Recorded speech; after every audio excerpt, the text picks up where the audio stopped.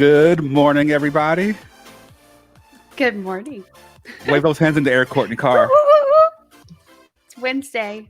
It is Wednesday. Yes. Oh, it's a beautiful Wednesday morning here in North Texas. And here we are with another epic episode of the Force for Girls show. I am your host, Ricardo.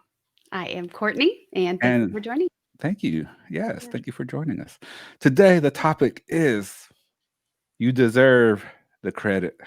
Yes. Ooh. This one has come up, and we still don't know where this conversation is going to go.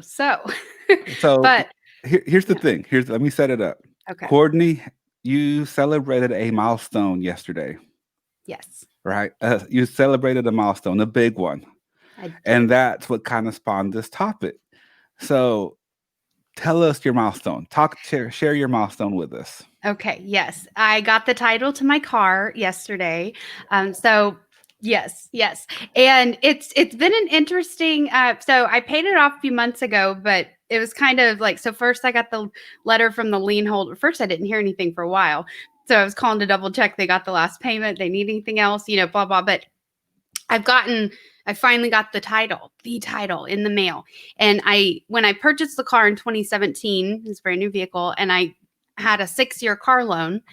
And so it just, wrapping my head around that I've paid it off, I still am struggling with that part of the process to look at that and be like, wow, good job. And so ironically, yesterday I kept hearing a song called Little Victories. It's by an artist, Matt Nathanson, that I'm a giant fan of. And I hadn't heard that song in years. And it came on 3 different times yesterday in my shuffle out of thousands of songs. And so it kind of really, like, the third time I was like, you paid it off. You did it. And so it sent me on kind of a nostalgic check-in with myself, but a very practical look at, okay, where you are now, where were you when that, in 2017, when you first got that car loan, that was the year I was struggling a lot financially. To be honest, I had struggled a lot financially for many years, up until, in my very recent history. So I had a car repoed back in the day, and let's see. So where did this begin? I was actually, so beginning of 2017, I had a car that I'd planned to have for a few more years. It was paid off. It was a cash car.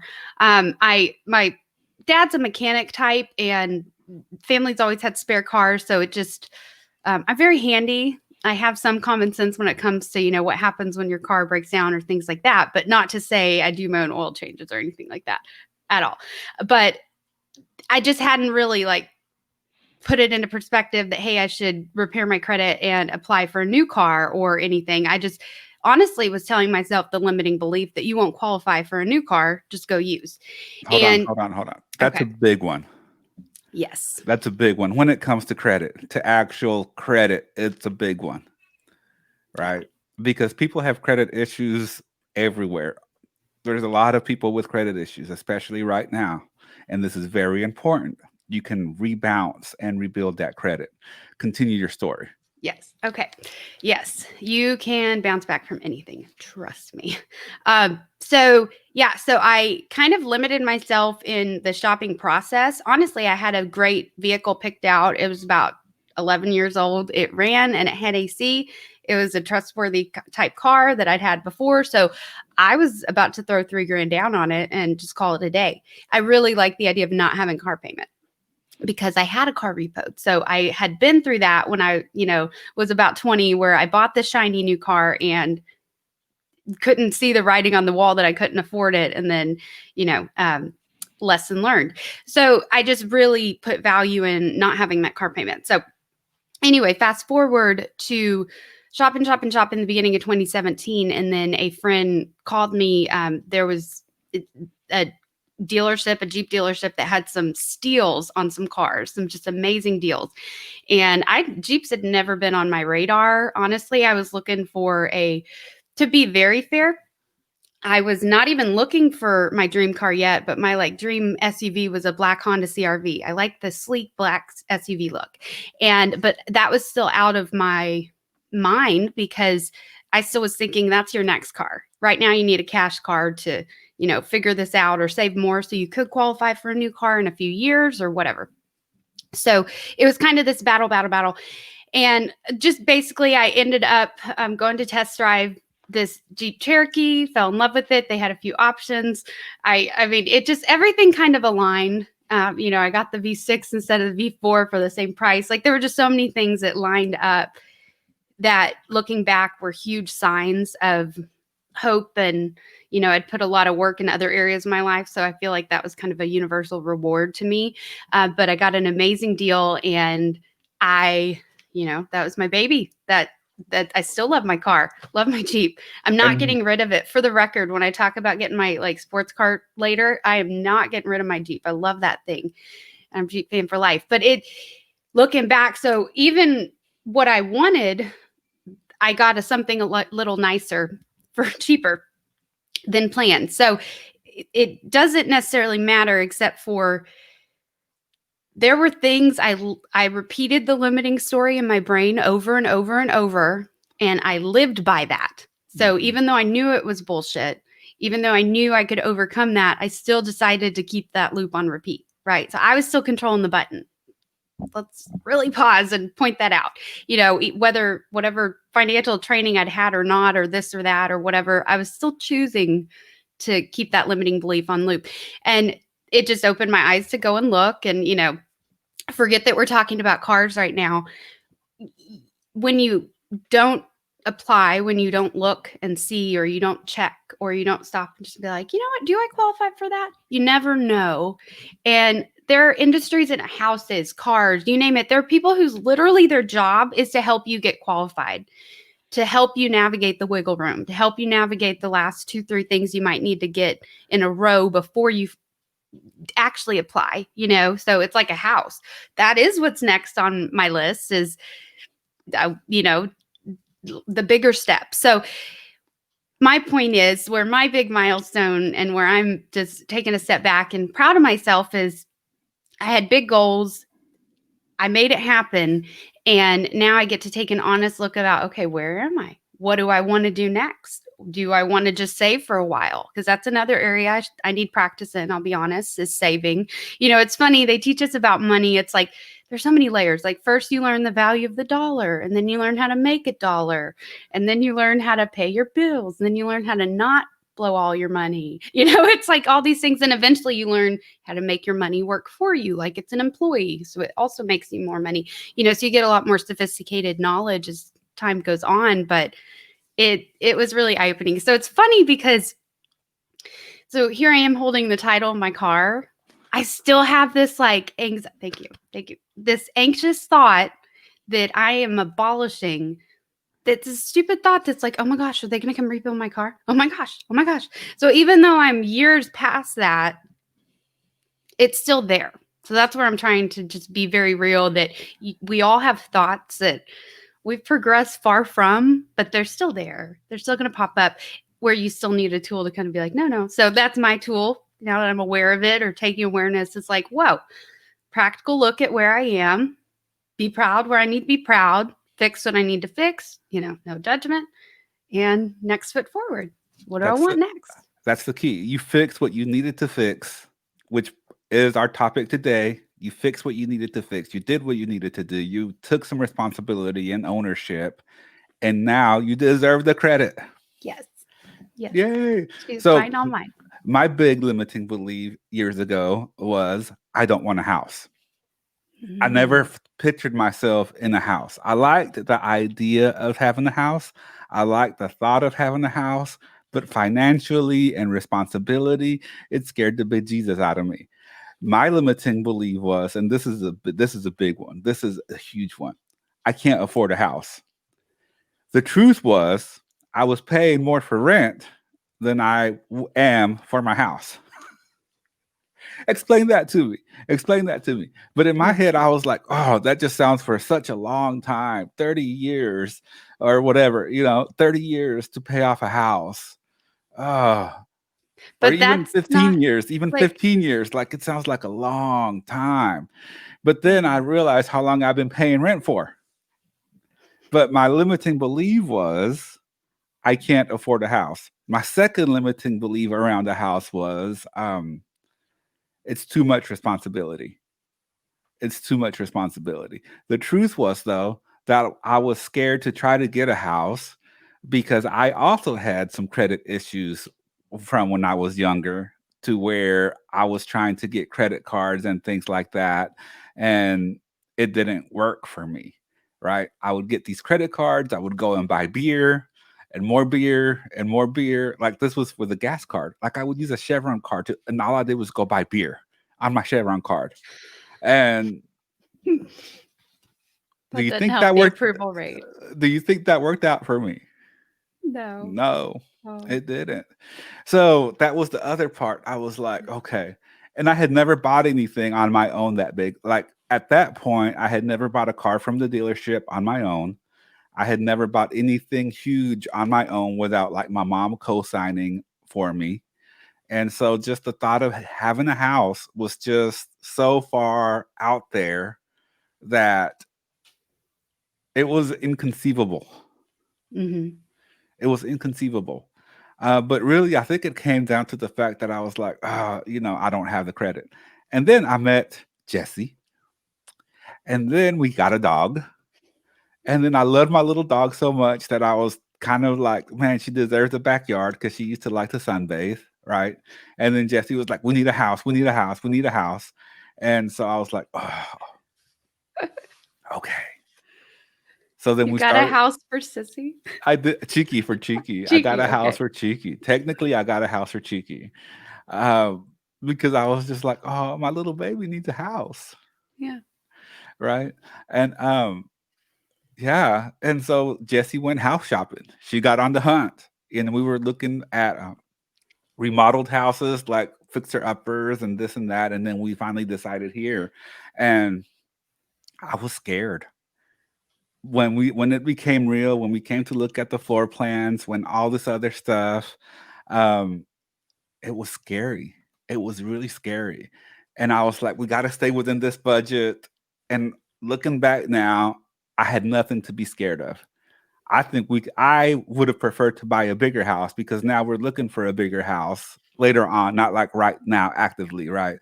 But we've been talking about getting into a bigger house. And I'm like, just the thought of moving is just like, so, but again, it was that limiting belief of the responsibility. Am I going to be able to afford it? All these thoughts were coming into play that forced my decision to get the conservative house that we have now, which we've more than been able to pay. And it's definitely doable. The responsibility is not that big. The electric bill is not that big. Actually, my electric bill here in this house is lower than my electric bill was in my apartment. That's ridiculous. That was another one of those limiting beliefs was around the electric bill. Yeah. So listen to all this talk, right? But Yeah. you are totally correct. We wanted this house. We got like approved, even though with not so great credit or less than ideal credit. There's people out there to help you get into these houses and into these cars. That's actually their job. And when the first mortgage payment came in, I was like, wow, I can actually afford this. We could have afforded a house that was like at least 60 grand more, 70 grand more. And then I'm thinking back now and I was like, and then we wouldn't have had to move. Yeah. Like I would have been able to stay in my Like house. I'd never have to move 15 years later, 30 Correct. years later. I would never have to move. And then we could just pay off the house and live happily ever after. Right. That's funny to me because so you pointed out, well, a few things, but isn't it funny, like the 15-year, the 30-year, or these conditions or just standard statements, I guess, around whatever your goal is. So let's just call it that. But like we literally take the standard and then tell ourselves we can't do that or that's too long or this, when really that's just two ways the mortgage industry set up to pay. That's you can pay it off in less time. Correct. You might be able to refinance and take longer than 30, blah, blah, blah. Like there are programs, there are things, but it's literally, we're looking at two options out of dozens, hundreds. I don't know. I'm in insurance, not mortgage. And we just like a death grip on these two options and then tell ourselves we can't do that because fill in the blank, so it's just look at how you're limiting it on the front end and the back end. The other observation was, I'm right here with you, how many of us put off doing something, and we just need to repair our credit a little bit, but we literally blame so many other things when really it's like, no, you need to spend 2-3 months on your credit. You need to get some actual advice, or you need to, just do some things, pay off that credit card, whatever. But so it's just funny. That was an observation in both of our stories that I see. And so to extend that to the audience, what are you possibly blaming something else on that maybe is just, no, you need to just look at your credit a little bit more. But it's a big, it's, not to be cliche, but nothing is impossible. Everything is made up of steps. Everything is just stacking of steps. That's Correct. it. Correct. It was a big one for me. So we got our house, fixed my credit, and then I was actually able to go into a dealership and get a brand new car on my own. That was huge too. What did that feel like the first time?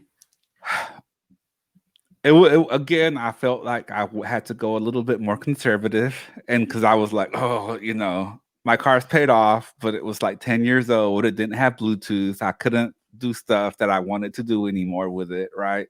And the AC was getting busted up. Like all these things were kind of going wrong with it, and I still was just so clingy. I was so clingy to it.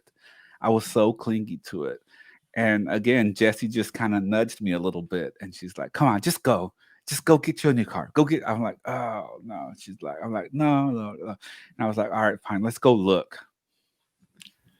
Let's go look." Right. And so we went to go look, and then I was able to get the car at 0% interest, and that was the first new car that I've ever gotten. That's awesome. So now, how did it feel for the house? Okay, so I forgot to ask you that. When you bought the house since that was the one that you had a lot more reservations with before, how did that feel? So you told us when you got the first mortgage payment, you were relieved. But overall, looking back, okay, here's my question. Your first year owning the home, looking back, kind of where were you in your status of goals in your life? Or how did you feel about how you had accomplished that? Mind you, the goal was never to get a house. I started out 2010, carefree in my apartment, chilling, right? Happy, content with my little 2-bedroom apartment. I was good. And then this dog came into our life, right? Thank you for driving that home. Cheeky came into our life, and I was just like, oh, she needs a backyard. Oh, my little puppy needs a backyard. And then it just kind of morphed. And obviously Jessie had wanted a house, and I was like, no. Jessie had wanted a dog. I was like, no. Jessie had wanted a house. No. Jessie had wanted a house and a dog. No. Yeah, that's funny. And so the dog just kind of came. He was my mom's dog, and then Jessie just saw the opportunity. I'll go ahead and say it, and she knows this, and she can comment below and vouch for this. But she saw the opportunity that I was the little sliver of being open for a house. Yeah, and she jumped on it. The door of opportunity. She saw the door. Yes, she saw the door of opportunity for a house, and then she just jumped on it. And I'm glad that she did. I do go back and think that, and I know that I was super scared. I was super terrified about the house. I was super reluctant about the house. I was all these things about the house. However, looking back, I do wish she would have pushed me a little bit more to get a bigger house. Right. Instead of like, oh, I'm so scared. Like, am I going to be able to afford this? Yeah. However, it's better to go up the staircase than fall down it backwards. Okay. So on that note, let's see how you feel about that on moving day when you're over here packing up boxes. Right? It's just, but know that they approve you for a lot more than you typically can afford for a house. So Oh, that is true. just know to come down a little bit, and then that's your actual range. See, so she says it was not worth the fight. So she was happy. She's like, he's Yeah. actually getting a house. He's gonna sign the papers. We're good. Yeah. You That's know. good. And Uh, y'all love your house, even though y'all talk about like this or that. I know there was a time y'all started to look, and then y'all were like, "No, we like our house." no, we're Yeah. okay. We're okay Yeah. with it. The only thing is I like I want higher ceilings. I got ceiling envy. My ceilings are 8 feet tall. And then, after I hung the ceiling fans, I was like, oh, yeah, I never paid attention to ceilings ever. And now it's a thing that I look for. I look at the ceilings. You're like, "Look at And that beautiful ceiling." correct, Yeah. I do. I'm like, look at that ceiling, right? And now it's not that big of a deal. I'm like, okay, that ceiling's, but Yeah. that's neither here nor there. I'm very proud of my house. I'm very proud that we got it. I'm very proud of everything, which goes back to the final part of this topic.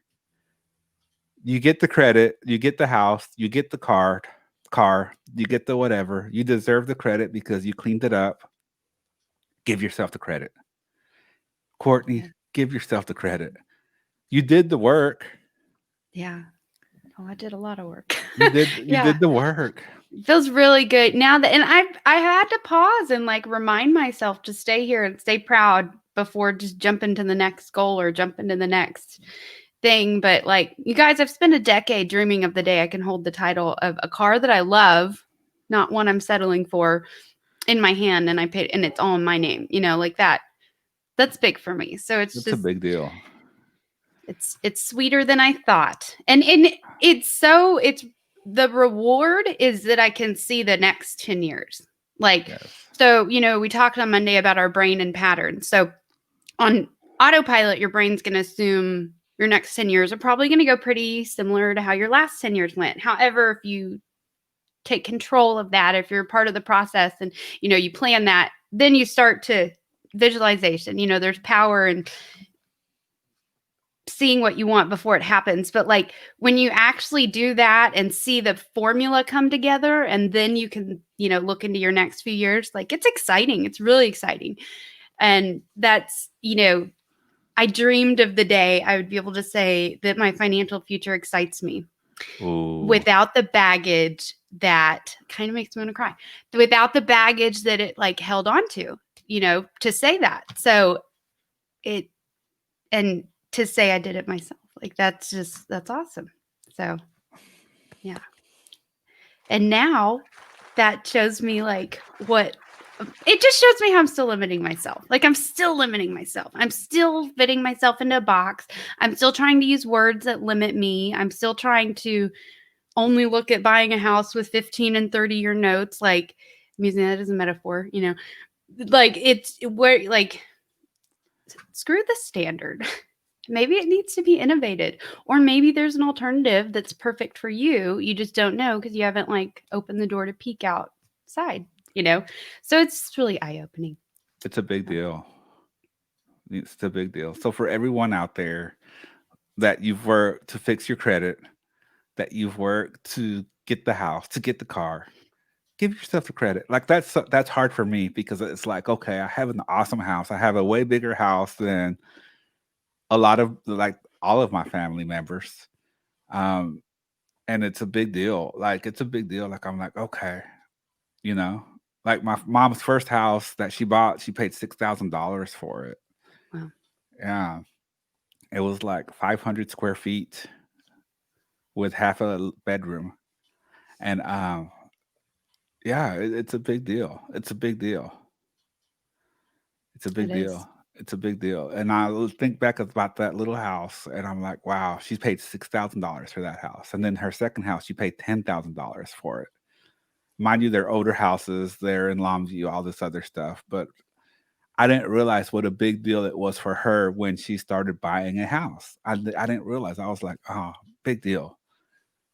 Big deal. Like, whatever, And now I get it. It took me this long to get it, to understand why she was so proud to have a house that she has for her own, that she was able to get the credit for. that the bank financed it for her, that she was able to pay off making $120 a week. Like, Yeah. The it's a big lessons deal. you carried from that you're repeating. Like, I'm Yeah. sure you're only touching the top of it, so Yeah, it's a big deal. It's a big deal. So I'm very proud of her, and I think that I hope that she gives herself the credit that she deserves too, because it was a big accomplishment. It's a yeah. big accomplishment, and I think that that's one place we all kind of lack in is giving ourselves the credit that we deserve. Yeah. It's okay to toot your own horn. It is. Yeah. Like, especially if well, and I guess that's what we work on a lot is moving away from the addiction to approval and doing it for you or just building the life you want, not the life you think you need to have everyone else love you. They will love you when you start to build the life you want. Correct. Okay, period. So it's just taking that by the horns and actually doing it is a lot different than talking about it. It's a big So deal. it's hard, it's good, it's all, but there's reward on the other side. And Yeah. yeah. Let's breathe it in. Yes. This was a great conversation, Courtney.